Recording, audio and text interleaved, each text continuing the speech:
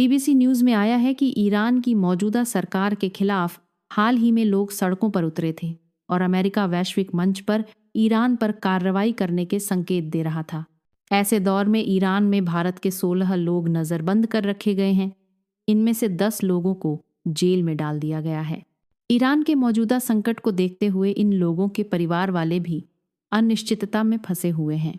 दरअसल बीते साल 8 दिसंबर को अवैध डीजल रखने के आरोप में ईरानी अधिकारियों ने 18 क्रू मेंबर सहित समुद्री जहाज एमटी वैलेंट रोर को डिब्बा बंदरगाह के पास अंतर्राष्ट्रीय जलक्षेत्र से अपने कब्जे में ले लिया था।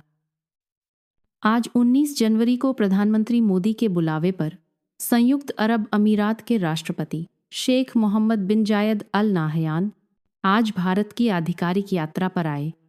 पिछले 10 सालों में महामहिम शेख मोहम्मद बिन जायद अल नाहयान की यह भारत की 5वीं यात्रा थी और यूएई के राष्ट्रपति के तौर पर यह उनकी तीसरी आधिकारिक यात्रा थी।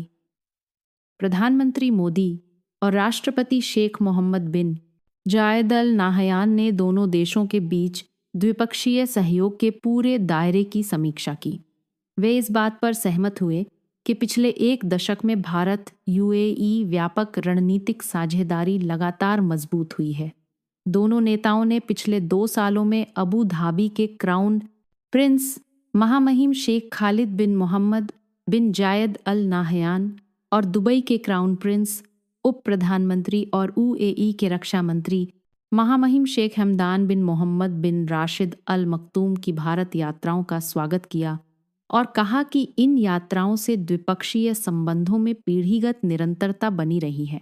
आज अमेरिका के राष्ट्रपति डोनाल्ड ट्रंप की ओर से रूस को नए गाजा शांति बोर्ड में शामिल होने का न्योता भेजा गया है। इसके साथ ही अमेरिका ने ट्रंप के इस स्पेशल बोर्ड में यूरोपीय संघ की कार्यकारी शाखा और थाईलैंड को भी निमंत्रण भेजा है। इससे पहले ट्रंप प्रशासन ने भारत को गाजा शांति बोर्ड में शामिल होने के लिए न्योता भेजा है। बता दें कि यह बोर्ड गाजा शांति योजना के अगले चरण की देखरेख करेगा। इस बोर्ड को लेकर इजरायल ने कड़ी प्रतिक्रिया देते हुए इसे इजरायल के लिए बुरा कहा और रद्द करने की मांग की। रूस कर रहा प्रस्ताव पर विचार। न्यूज़ एजेंसी एपी के मुताबिक रूसी राष्ट्रपति भवन क्रेमलिन के प्रवक्ता दिमित्री पेस्कोव ने इस बारे में कहा कि रूसी राष्ट्रपति व्लादिमीर पुतिन को भी निमंत्रण मिला है और क्रेमलिन अब इस पर विचार विमर्श कर रहा है।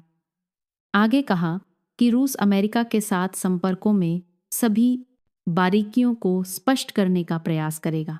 हालांकि अमेरिका के राष्ट्रपति का यह कदम सबको हैरान करने वाला लग रहा है, क्योंकि एक तरफ यूक्रेन रूस जंग को लेकर वे पुतिन की आलोचना करते रहते हैं। इस न्योते को लेकर किसी को अमेरिका का मकसद समझ नहीं आ रहा कि ट्रंप आखिर करना क्या चाहते हैं। दोस्तों, इसी तरह की और खबरों के लिए चैनल को सब्सक्राइब करें